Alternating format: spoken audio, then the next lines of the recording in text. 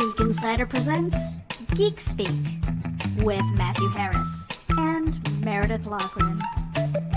We cover entertainment, news, and tech with special guest appearances. So sit back and enjoy as we geek out together right now.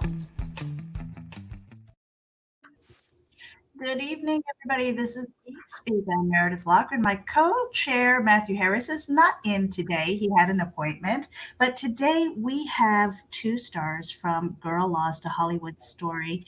And I'm going to drop the card here, just so you know that this is available on Amazon Prime right now. And I highly recommend that you go and watch it. Let's drop the card here. Hello. Hi. We just move some people around here. So I've got Cody Renee Cameron and Serena Maffucci.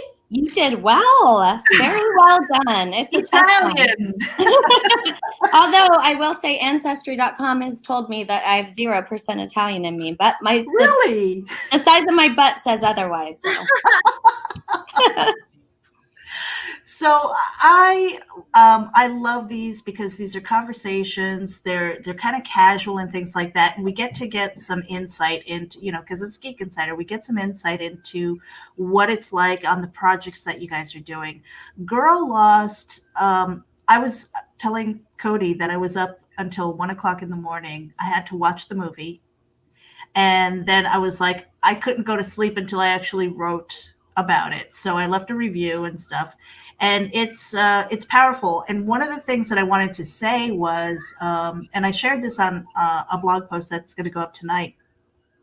I was selected as a jurist for it was a child porn and distribution case.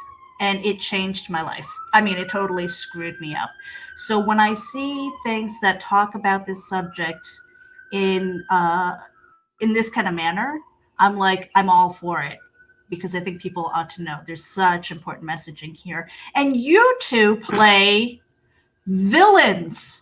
Like, I'm like, oh my God, I don't even know how to talk to you people. We're very sinister villains too, I will say. Yeah. What was that like? Because I've seen Cody on Barbie and Kendra, with Full Moon Features. And so it's very campy. It's very fun. And then to see this role where you are like really villains. What was that like? Cody, what was it like for you? I'm interested to know too, and then I'll tell you mine. First of all, your little cat tail.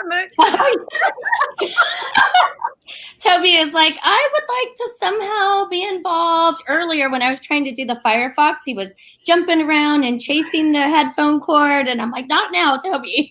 He wants to be a star. He does. I'm sure he'll cross by eventually. That's fine. We love our fur babies.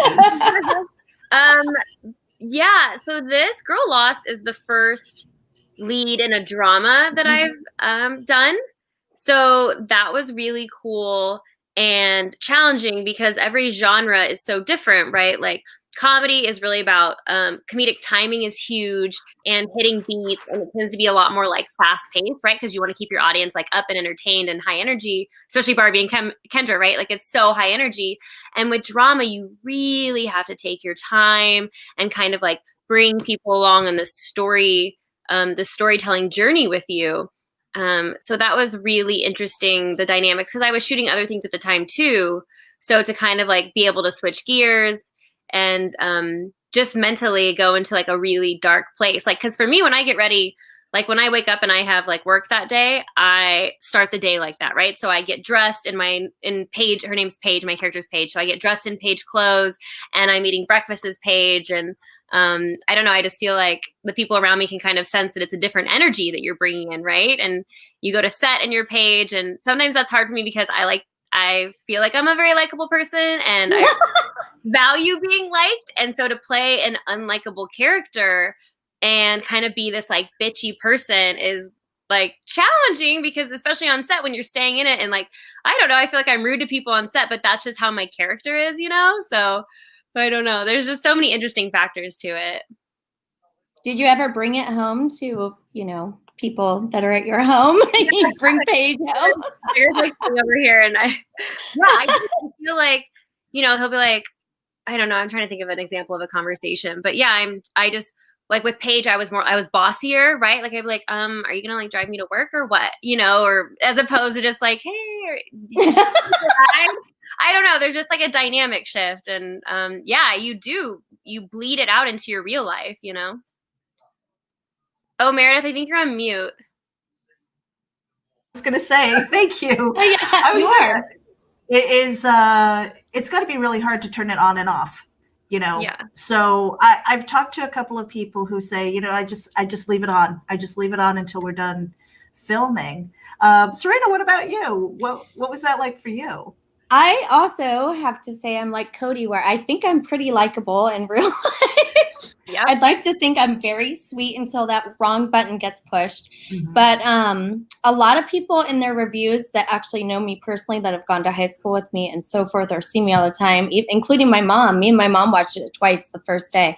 And she's like, "You're so mean." Right? And that's what everybody's saying, is they just can't believe how mean I was, which it was kind of fun to be that mean for a minute.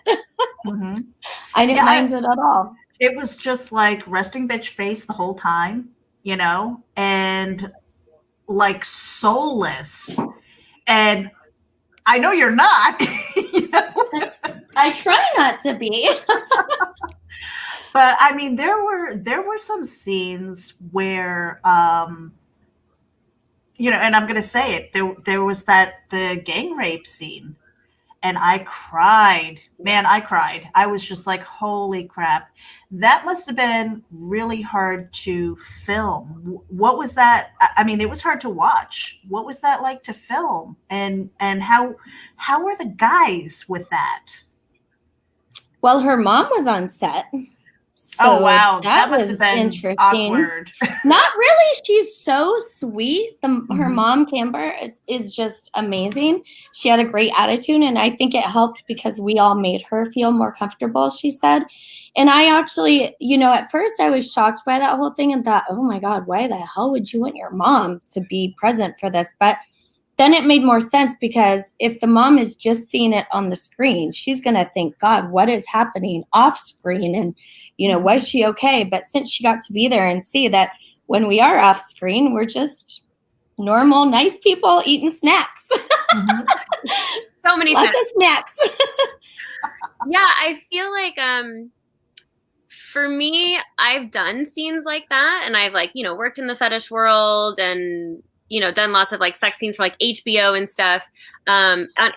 At HBO now, you have to have an intimacy coordinator. So there is somebody literally there, and their one job is to make sure that everyone's on the same page and comfortable, and they're the liaison between the actor and the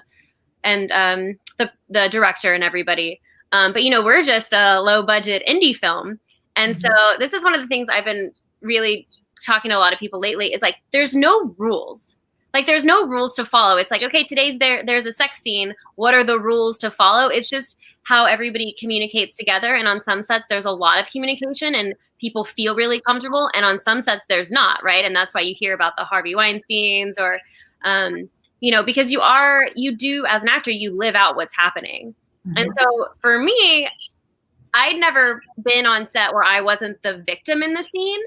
Right?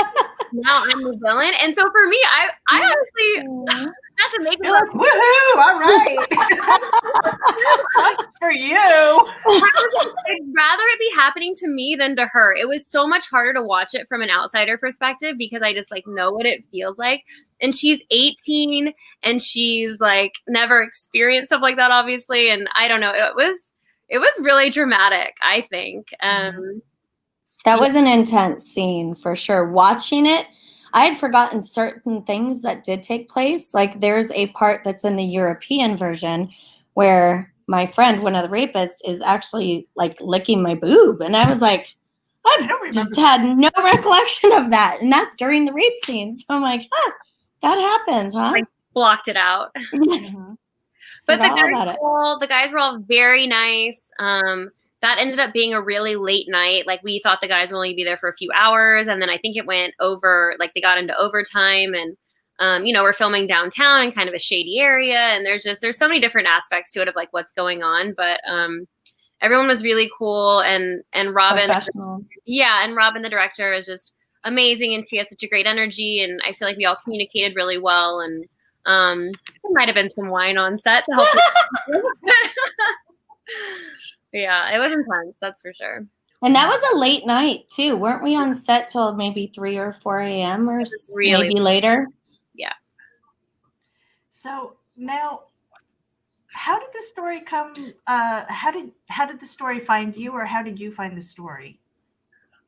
I submitted just on Actors Access, so just through a website, and then I went into audition and got a call back, and then actually, my manager called me. And he's like, I don't want you submitting to like low budget films anymore. Like we're only going to do network. We're only going to do this. And I was like, no, but this is a lead, and I really like the story, and I really want to be a part of it. And then it turns out he knew Robin. And anyway, it was kind of a weird thing because so many things were happening where it was like, maybe I wasn't supposed to do the film.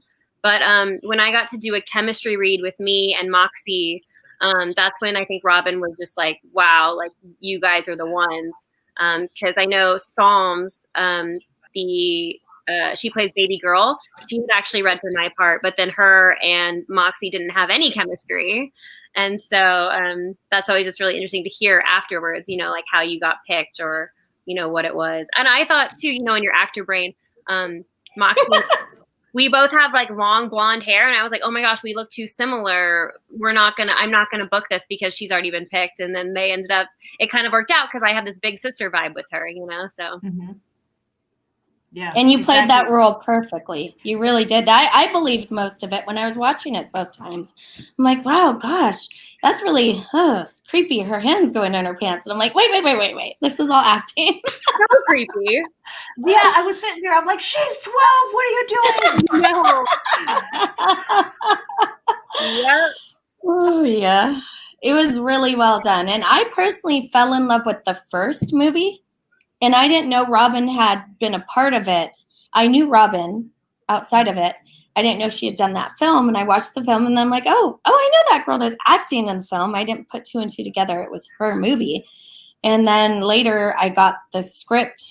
I got a call to read a script and I read it and I loved it and realized it was the sequel to that, which things like that happen to me sometimes. That's the second time that's happened where I've fallen in love with the first movie and somehow I'm in the second one. So the universe has worked in my favor quite well. That is really also cool. the script that we got originally changed a lot. A lot. There was a whole nother character that was involved originally, and then they filmed like a day with her and it just didn't really work out. Like it wasn't vibing with the rest of the storytelling, and so they cut that, added more for us. Our parts got written more. But then when we saw the final movie, a lot of our stuff got taken out. Like, I feel like, especially my character had a lot more development where you saw maybe why she was the way she was and kind of her trauma, and that all got taken out. And so I feel like my character was a lot more, maybe not a lot more, maybe a little more relatable. And like, you just saw why she's a villain as opposed to now she's just like pure evil. And you're like, okay, I don't feel bad for her. Yeah. Well, we got a taste of that at the end, and I don't want to give any spoilers. I really want people to go and watch it. But speaking to the character development, I would really love to see more. I think later on, maybe a director's cut where we get those back. To get those scenes back, because I think that's really important too. Especially with this type of content, a lot of times it's cyclical. You grow up with the abuse and then you become the abuser. It's kind of like one of those things that happens. I mean, and it's terrible. But so what is it like for you two in Hollywood? I hope and pray that this isn't like your story, It was definitely kind of my story in the beginning of when I got to Hollywood. I was definitely sex trafficked by this creepy guy doing things that should not have been going on. But it didn't really affect me. Like, I'd like to think I'm pretty normal after. And my whole thing is growing from those experiences. And now I'm in a position to help others that are going through similar experiences. Mhm. So what about you, Cody? What was your Hollywood? Oh, well, I mean, yeah, I think that's again why this story was really important to all of us, is because we could all relate to it.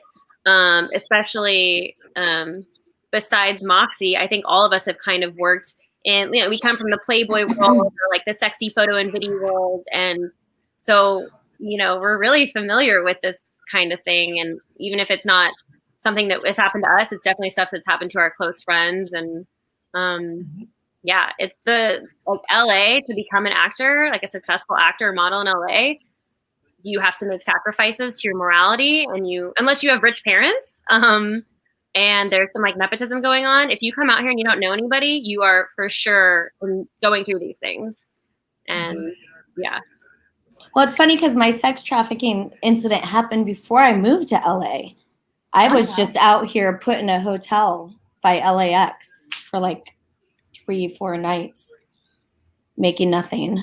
And then later in life, I had started dancing in San Francisco. And then later in life, I moved to LA and became a pretty successful adult film star. And everything was glamorous at that point. Playboy Mansion and in with the right crowd, and you're going to every great party and you're hanging with every celebrity and rock star. And I mean, I was living my best life, which I still am living my best life. But to think that I was once put in this little crappy hotel by LAX in that position, and then later transformed to where I really wanted to be. And how do you wind down after filming something like this? I mean, obviously it's not all done in one day, so it's not like full immersion, but then again, it could be, because I know with the indie budgets and things like that, it's really hard. So you have to cram as much content in there as possible and work as efficiently as possible. What is that like to kind of go home and unwind? And how are your significant others? Do they kind of give you space, or are they, like, do they cater to you just a little bit more? Well, I think one of the great things about Robin is, in the whole set, it's mostly a female, female actresses and writer, director, producer. And because Robin's been in the industry and understands what it takes mentally, she kept the hours like pretty short. Like we mostly worked 8-hour days, which is insane in the film industry. A normal day is 12, or in a big day is 16, 18. And so she cut it down to 8, which really, like, energetically was amazing. And sometimes there were late nights that came into early mornings. But for the most part, I loved her schedule. But then what sucked is we actually ended up having to reshoot a lot of the movie because the first cinematographer just didn't get what she wanted. Or what we wanted either. Or what we wanted. Yeah, there was kind of a lot of drama on set from the males in the crew. And so we reshot a lot of it, which was a challenge because, I mean, as an actor, you're putting a lot of yourself into the role. And so to do it a year later, I'm like a different person than I was a year ago. And so reading the lines is different. What I'm pulling meaning from is different. And so that was really challenging, having to match things. And then obviously the technicality stuff too, like, oh, the outfits, do I still have those fishnets that I want? I think we kept, there was a thing about shoes. We're just like, yeah. Because we didn't have a wardrobe person. And like, again, I come from mostly movies where you have like people designated to do certain things for you. And like one day we had to do our own hair and makeup, and I'm just like, I don't know, or, but those are all the challenges. I don't know. I haven't watched closely yet to look to like, oh, maybe in one scene I'm wearing different rings than in the next scene or whatever. The nose piercing was a big thing. But yeah, and I mean, I like to have a drink after set. That is kind of my wind down, to go like be in a public space and kind of just feel that energy. That like really helps me. And now with everything being closed, you don't really get that in LA. But yeah, that's always if I have a great day on set, I like to go to like Musso and Frank's, have like an $18 Grey Goose martini with blue cheese stuffed olives. That's like my very specific treat for myself. Serena, how about you? Oh, well, I don't have a significant other, so nobody here was helping me wind down. And at the time, I was definitely in the house with myself with my fur babies. But I never found it hard to wind down from it. And like Cody had said, Robin kept the days short, and it was a pleasure to be on set. Honestly, it really was. Me and Cody looked forward to seeing each other, and we really did make it fun. And even in our downtime, we were still good. Or Cody was reading other lines, practicing for other things she was working on. I was going through my corral of boys I was going to go on a date with later, or what have you. Just comparing notes. Just sharing dick pics with each other, you know. No big deal. No big deal. And then, as far as the continuity aspect, my big struggles were, like Cody said, we once had a shoe day where me and Cody didn't have the right shoes we were supposed to have a year later. And then for me, I changed my nails a lot. So it was like, Wow. oh my gosh, are my nails going to match, a year later to what we already shot? What did they look like? And then there was, when we got to see the final screening, there was a part that happened so fast with the nose piercing. Whoever's hand it was looked like a really pretty hand. And typically I don't like my hands per se. And I was like, Robin, whose hand was that put the nose ring in? She's like, it was yours. And it sure was. But you just forget things like that. And we're so lucky because we found out so we had run in the same circles, like we, like Miami, Vegas, Hollywood, we have a lot of the same friends, but we had never personally met. We've been on the same private jets, just not together. Exactly.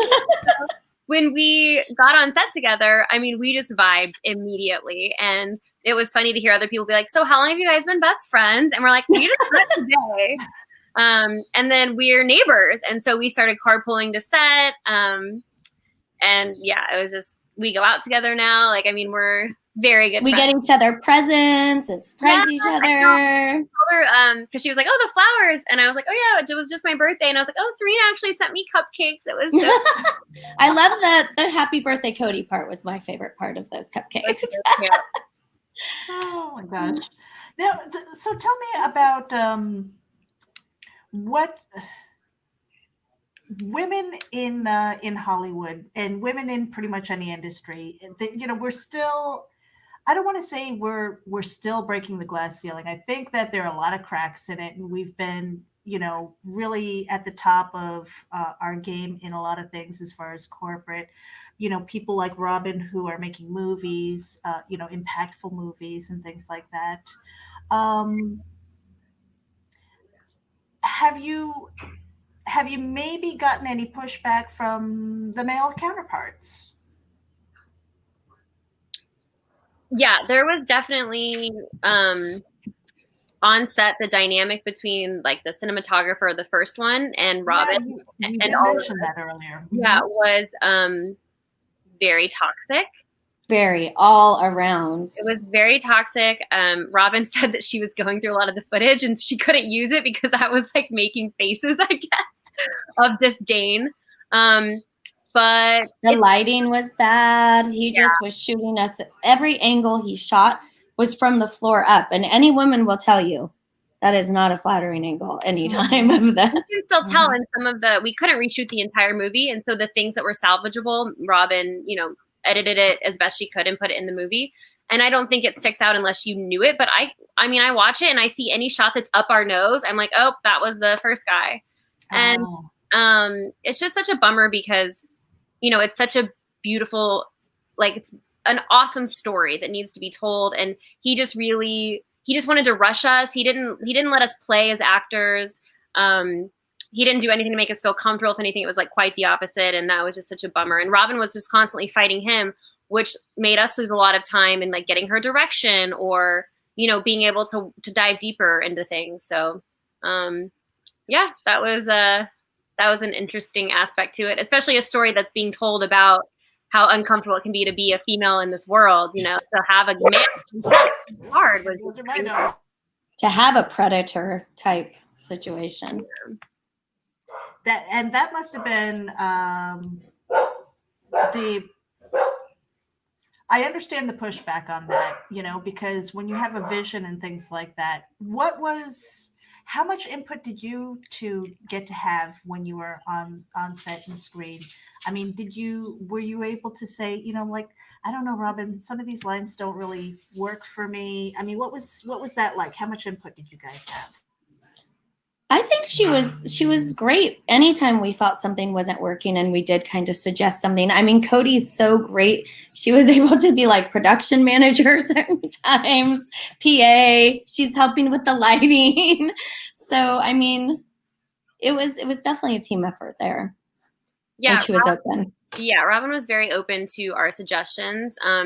I try really hard as the actor not to also direct because nobody wants that. And like when I'm on set and an actor is trying to direct, I'm always like, shut up and do your job. Your job is to say the lines.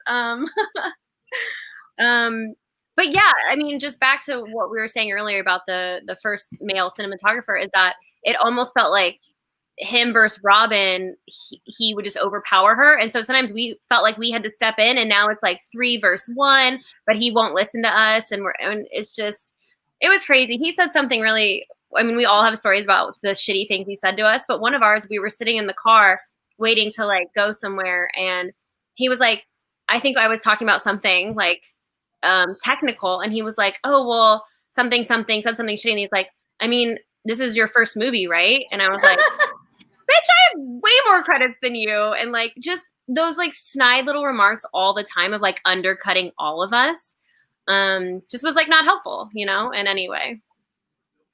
And it happened a lot.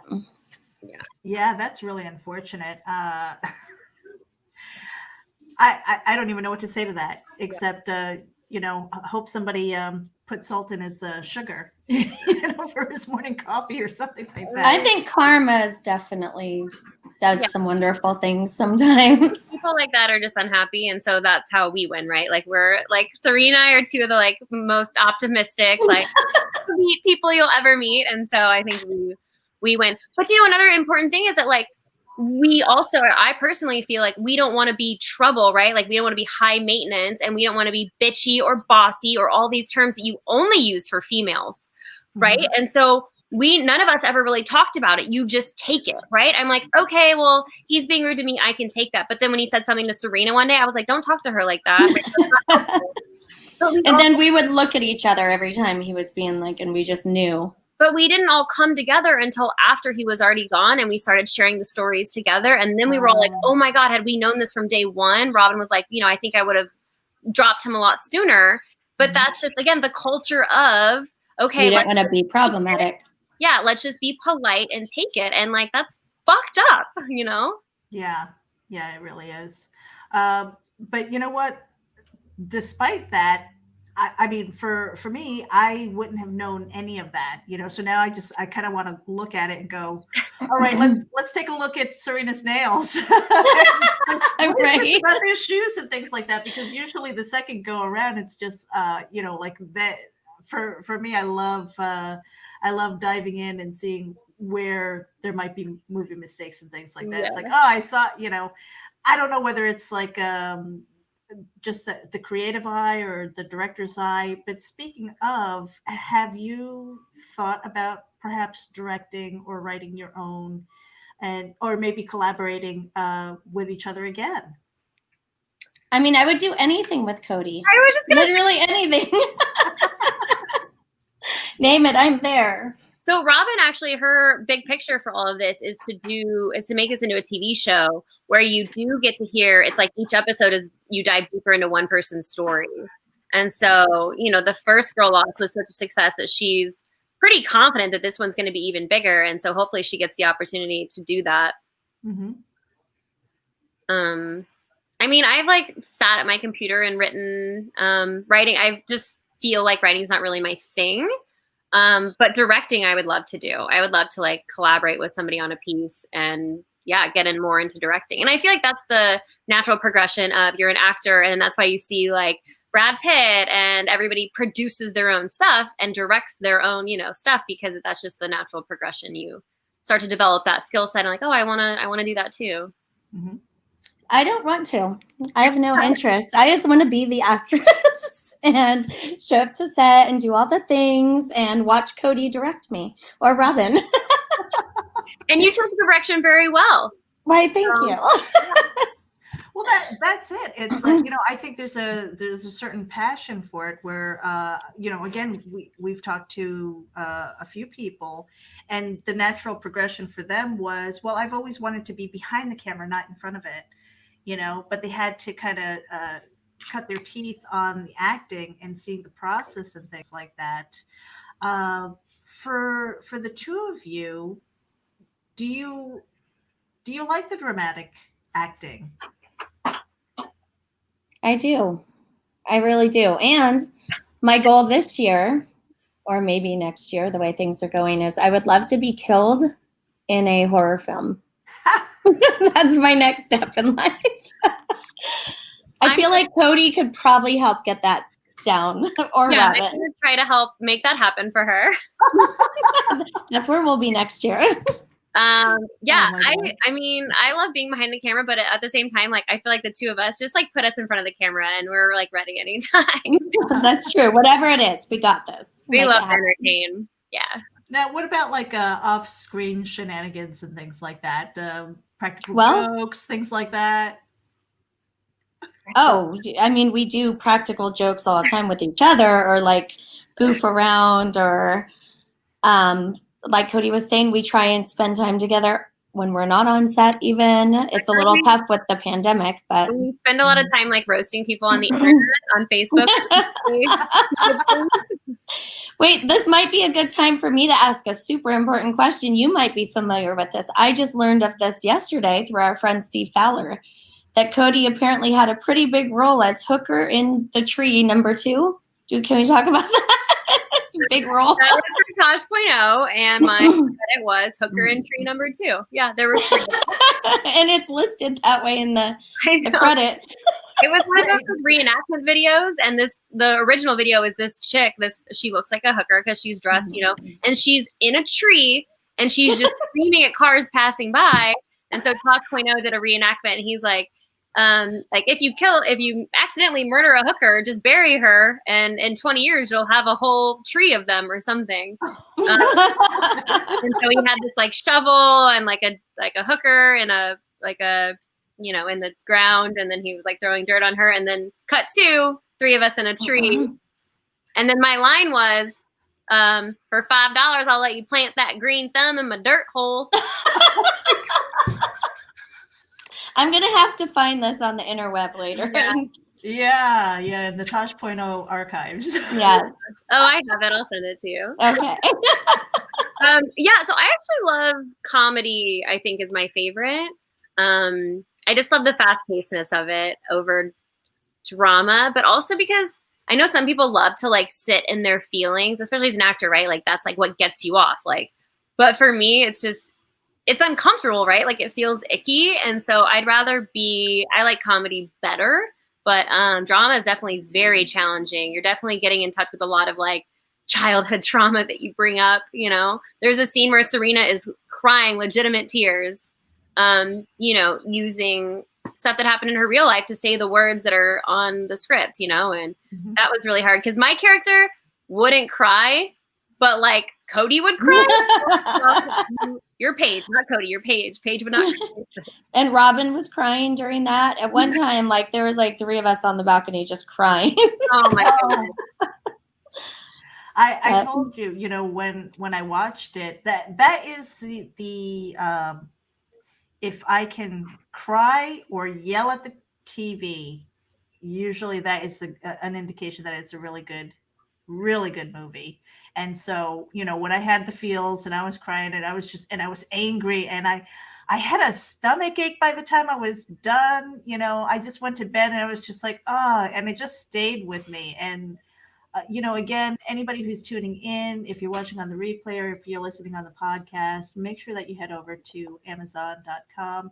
It's on Amazon Prime. It is Girl Lost, A Hollywood Story. It's the 2020 version. I don't know if the 2018 version is up there. I have to take a look. It is. It is because our friends keep watching that one and they're like, you watched. We watched it an hour and a half and I didn't see either one of you in it. Oh no. So I don't know how that works as far as when ours will be placed in front of that one. I don't know, but I hope soon because it's happening a lot. I actually struggled myself finding it that first day because I found out about it on Canberra's Facebook post. And then I went to go look for it, and all I could pull up is the old one. And that's when I texted you guys, Cody. And I said, is our movie out, or am I just completely crazy? Yeah, you definitely need to type in Girl Lost, a Hollywood story. You have to type in the whole title. Right. Find it. Yeah. Because I found it on, actually, I saw it on Cody's Facebook stream. And then I went over to IMDb. And then from there, I was able to click the Amazon link. So very easy to find if you know where to look. I go to IMDb for a lot of this stuff, but it's really cool that they have that option to go right to Amazon so that you can watch it from there. So definitely, guys, tune in and watch that. It's free too. Like there's literally no excuses. It's free. Yeah, seriously. And then leave a review. Yes, please. You know, that really helps. I can't even tell you how much that helps independent creators to get their movies and their content a little bit higher up on the search engines and stuff like that. Let's talk about girl power, empowerment, and things like that, and maybe staying healthy in mind and body and spirit and things like that. You know, I don't know if you guys are very spiritual or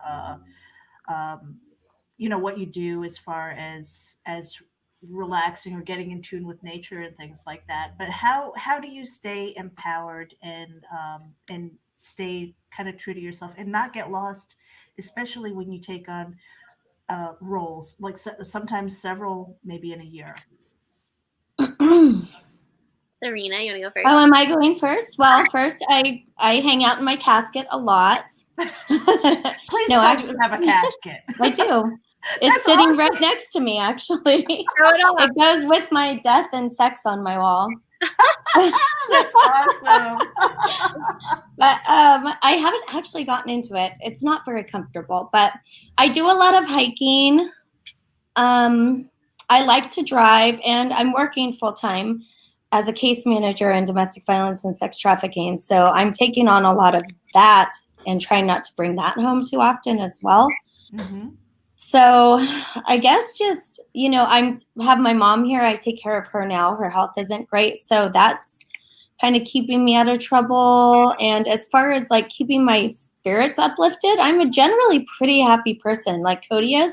Cody, I think that's why we clicked, because our glass is always half full. And, you know, you could put us in a storm somewhere with crocodiles, and I'm sure we would find a way to make the best of that situation and laugh about it later. So, yeah, that was, again, when we were carpooling, we would just get in these conversations about like, you know, not taking things personally and being optimistic and changing your perception on things. Like instead of like, oh, I have to go to work, being like, oh my God, I have the opportunity to go make money. Like little things like that. We had these like deep discussions. This lighting is killing me, right? Really? I think that you look beautiful. I keep like, you look like you're glowing today. Little dots. But yeah, and I think we also both read, like, I like to read like You Are a Badass, and like, I guess they're classified as like self-help books. And, you know, I just really think like perception is everything, and you have to constantly be working on yourself. And, you know, it's COVID right now and quarantine, and everything in LA is shut down again for another 3 weeks. There's no gym. Or longer. Or yeah, we all know it's going to be longer. So I like to do, when I can't get motivated, I do these like 10-minute YouTube workout videos, because then like, at least I'm like, okay, I can give it 10 minutes. So think like, okay, I don't know if I can go on an hour-long hike or work out for an hour, but I can give it 10 minutes. And then of course, 10 minutes usually turns into 20. And even if it doesn't, you're like, oh, at least I did something. So I don't know, I guess like setting really small goals that are very reachable is helpful in like building. And yeah, I just think everything starts with like mentally just your perception of things, you know? And now what do you guys have planned? Like what is like the ultimate get as far as maybe who you want to work with, whether it is another actor or maybe a director or something, you know, like, or is it just, you know, kind of hammer down and just get the next job? Because we all got bills to pay. I want my next project to be with Cody and getting killed in the horror movie. That's my goal. Getting That's killed it. in the horror movie. You know, that's funny. Would you prefer kind of being glammed up and stuff like that, or just like dump the bucket of blood on me? I don't care. Oh, I want to be glammed up, but then just chop me into pieces. I mean, hang me, whatever you want to do, just as gory as possible. And then my life will be complete. Casket. Exactly. We could even put my casket in the movie for my funeral. I mean, it could be a whole thing. My Mustang made it under the Girl Walk movie, so that was exciting. It sure did. And you look great driving that Mustang too. Thank you. Yeah, well, so my boyfriend might be working on a Marvel movie soon. It's funny because he's sitting right on the side of the computer. Oh. Hi, boyfriend. Hi. He's a Teamster, so he works in transportation. And so getting to work with him is always really fun. He got me on New Girl. He was working on New Girl. And so I would love to be in a Marvel movie. I think that would be really cool. I do stunts as well. And so to be like somebody's stunt double or just like getting to ride my motorcycle in the background of something, I don't know. But I've always just wanted to, I just love entertaining. So as long as I can be on set doing something, a half-hour dramedy like New Girl is always like really cool, or something actiony. I think those are my top two. Yeah. Okay, so like one of the things that with Geek Insider, we have a lot of people who are into comic books and things like that. Do you guys do you like the geeky stuff like comic books and all that? I don't personally. I'm probably going to get slaughtered for this, but I've never been into the Marvels, and it might be because of my upbringing. We didn't have TV when I was younger. I didn't have any brothers and sisters. I was basically playing with my old used Barbies in the dirt, basically for entertainment. So when that was all kind of a thing, and Spider-Man and Superman, I did have a big crush on Superman, the original Clark Kent Superman. Mm-hmm. But other than that, no. I honestly wish I was more into it, because I know it's so trendy right now. Like gamer girls are super in, and everyone's on Twitch streaming. And I like to play Super Mario Kart. Yes. And I love, again, Barbed Wire is like my girl, right? Pamela Anderson in all leather riding a motorcycle. Yes. I'm into that. Or like Catwoman, into her. Or Stripperella. Pam Anderson. I'm more into like Tim Burton, like dark, Edward Scissorhands, like agree. My thing, or anything claymation, like Nightmare Before Christmas or Coraline. I really love like the original Rudolph the Reindeer. That was there's like this creepy dark element to things that I'm really into that. Like no wonder we get along so well. I know. Now when was this filmed? Was this filmed where you had to worry about the restrictions of COVID and all that, or no? I think we started filming it 2 years ago, and then did reshoots a year ago. And then was it 2 years ago? I think so. Good Lord! I know. Wow. So yeah. But what about projects now? Because it's like a whole other dynamic. We were talking to Leonardo Corbucci. I don't know if you guys are familiar with his work. He does Cyborg's Universe, and he does a lot of commercial work and stuff. And he was saying that he had to go in as a director. He had to go in, and like maybe one person would come in and they would have to adjust the microphone, and then they would have to leave and like sanitize it or something like that. And then the next person would have to come in. He was like, it was this whole crazy process. I know, from speaking to Cody, that working really quickly with Full Moon Features and being able to work and film during the pandemic and everything, they found some back roads and things like that. Have you been like, we're working, shh, don't tell anybody, what's that this past year? There's definitely those projects that are like, please don't post this because we don't want to get shit for it. And then there's like the major productions that are just, they have the money to throw away in it, but the budget that they're giving is like, if you're a movie that you need 1/3 of your budget to be added because of PPE, extra COVID compliance officers, extra set medics, and the time, really, that was a problem. I worked on what was the last movie? Waking Up Dead.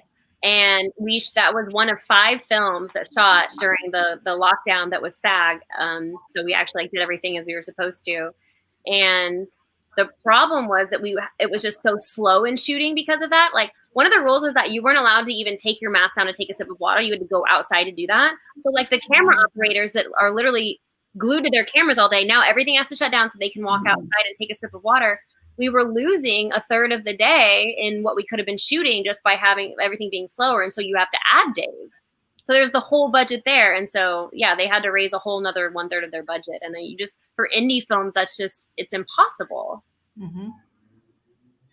Yeah.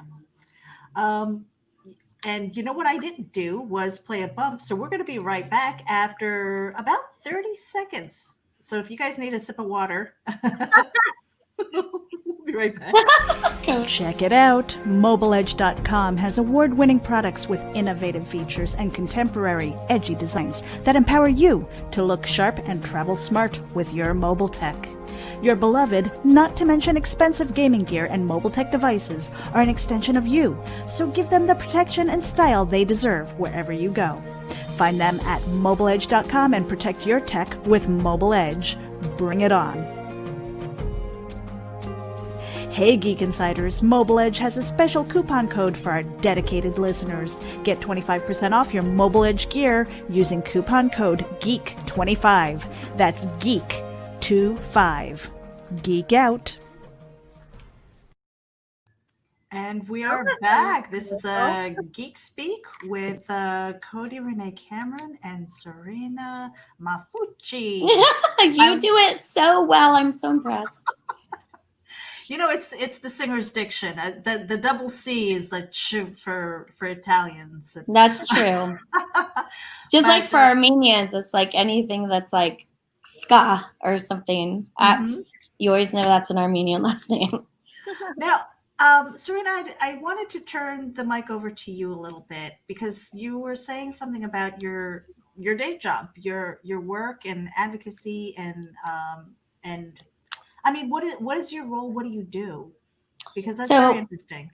I do case management. Okay. So I have a caseload of clients, whether they are sex trafficking victims, domestic violence victims, and I just advocate for them. And we make sure we get them into the shelter, make sure they have food. Right now we have a great program called Project Safe Haven that's ran by the state for COVID. And they gave us 100 extra hotel rooms to put our clients in because we ran out of space. It's just so many people right now. And we still have more clients coming in as it's going. And it's around the 1st of every month, we get very busy. For some reason, I don't know if the stress of rent being due or what causes household fights but we offer free therapy as well to our clients. We offer free legal services. We offer help with their resumes and job searches, and we really help get them established with permanent housing and just help get their lives back on track. That's amazing work. Now, is there a website for that, for Safe Haven? It is. It's genesecenter.org. And they're wonderful. They're wonderful. So if anybody out there needs help with that, and, we keep everything very confidential. We have a hotline that can be called as well. So, or anybody could reach out to me privately on social media or something, and I can help any way I can. Okay. Now, is that local or is that national? Local. Okay. We are local here in LA, but we have 3 different sites right now, and we're getting ready to open a 4th here in Los Angeles. Mm-hmm. But it's wonderful, and I can honestly tell you I have the best clients that are so grateful and so thankful, and they're on the right track, and they've been successful. And I get a lot of clients that have moved forward, and they reach out to me like, oh, I got this job I was trying to get. I just wanted you to know, and thank you so much for pushing me. Or here's pictures of my new house. I've got it all decorated that you guys helped me get. And thank you cards, and it's just really uplifting. I think that's great because, a lot of times people just need a yes,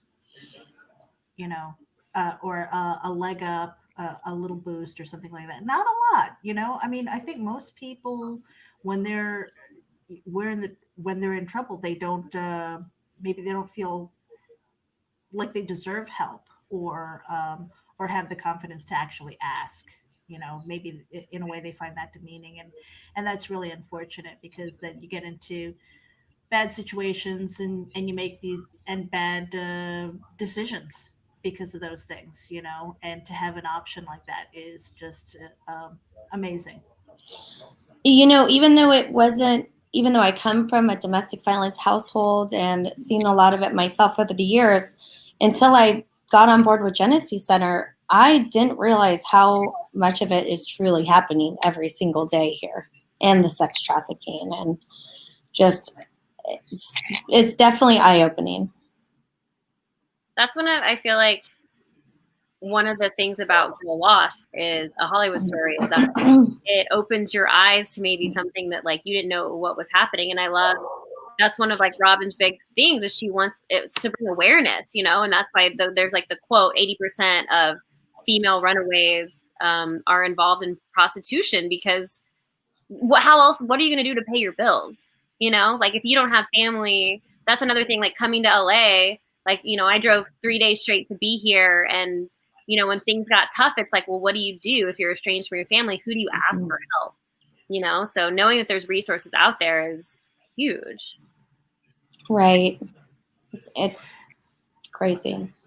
Now we are at the 51-minute mark, and I want to make sure that people know exactly where to follow you guys. So if we could, if you have social media that you want to share, we're also going to share that out on our blog and in the show descriptions, so that people can kind of stalk you. But don't peek in the windows, okay? That's bad. My windows are up really high, so. My stuff is all at Hey It's Cody. It's CODEE for social media, because it's like code red, code E. So well, that's a good way to remember that, right? Because everyone's like, your name is spelled CODY. I'm like, I know it's kind of confusing, but it's meant to be like all streamlined and cool. So yeah, Instagram, Twitter. I think I even have a SoundCloud still. Like everything is Hey It's Cody. And then head on over to the Instagram, and then you can click link in bio, and you can find my OnlyFans and my Patreon, and then you can get content there that's available nowhere else and stuff. So yeah, lots of stuff to look at. Mm-hmm. Lots of good stuff. Well, you can find my Instagram at Life of Misbehaven. So MISSBHAVEN. And then I do have an OnlyFans, Miss Brookhaven. And I do have a Twitter out there somewhere. I'm not too hard to find. If you really look, you'll find me. Maybe outside your window. Hey. Ooh.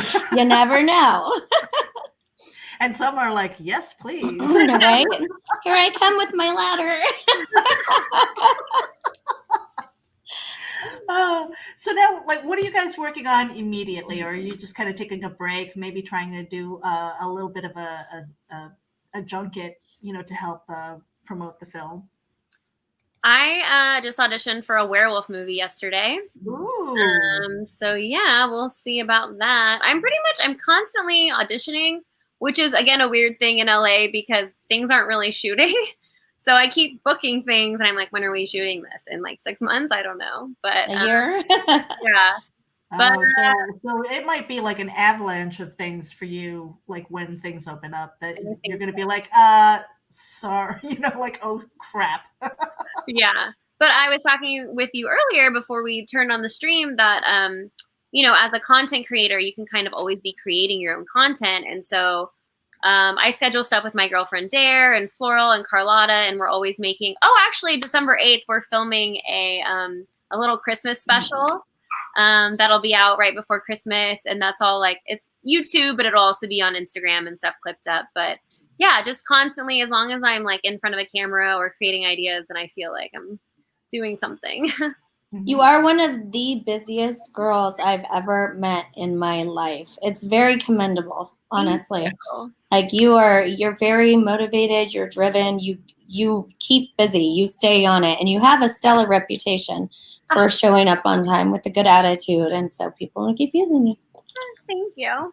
Mm-hmm. That's awesome. That was something, and thank you for mentioning that, because a lot of content creators, what I had mentioned was that when we're in between jobs, it just feels like it's so easy to fall in the dark place, whether it's depression or whether it's just like, oh, I'm just going to hang out on the couch and binge watch Netflix, with a bag of potato chips or something like that, and that's not productive. And so how do you find the motivation to keep going, to keep hustling for that next thing? While my dogs are barking. They just want to let us know that they are also here. Also relatable, because that was literally me on the couch yesterday. I think I ate almost a whole bag of Cheetos and like a 2-liter of Coke. It was I love Cheetos. Oh my God. Why are they so good? Cheetos and goldfish are my drug.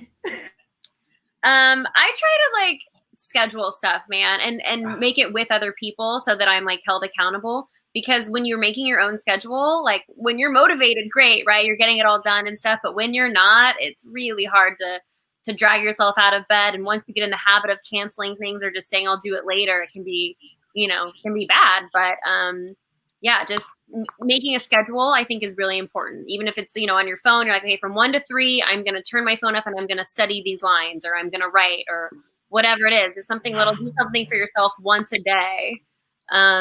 And when you start with that, it tends to inspire you to want to go longer or do more. Mm-hmm. I need to work on that with working out. I have such a great little gym in my apartment. Cody, you're welcome to come use it anytime. Maybe we could trade off where I come over and we do yoga. You come over here and use my amazing machine. Yeah, it's right next to my bed, but you would not be surprised how you sometimes don't find the time to get on it. They are I have to be better. Hanging clothes on. Yeah, or my cat loves to use it as his nail sharpener, apparently. So he's getting a lot of use out of it. Oh no, it has really been a pleasure to sit with you guys. I hope that when the next thing comes up, that you have an announcement or anything, any kind of news, that you can come back to Geek Insider, sit with us, talk about it for a little bit. I appreciate you talking about Girl Lost, Hollywood Story. For anybody who's listening again, make sure that you head over to Amazon Prime and watch it. Leave a review. Tell your friends about it too. I think, again, for me, it's an important story. I think the more that a light is shed on those stories, the more empowered we are to do something about it. See something, say something, that type of thing, and really advocate for people who might not have the voice, their own voice to speak up. And so I want to thank you for sharing your experience on set, and the friendship that you guys have forged together. It's been a blast. and just kind of talking about the process. I hope you come back again. Yeah. Well, thanks for having us. Thanks for having us. And on that note, you guys, make sure that you tune in, follow the YouTube channel. It is Geek Insiders with an S at the end. And hit the subscribe button, hit the bell if you want notifications when we go live.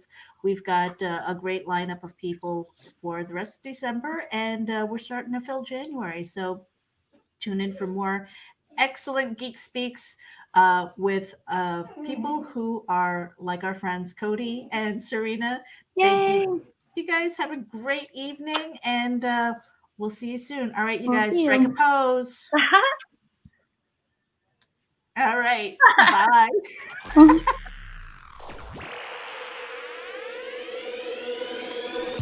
At Geek Insider, we foster relationships with those in the geek sphere so we can give our audience the insider view of entertainment, tech, and more.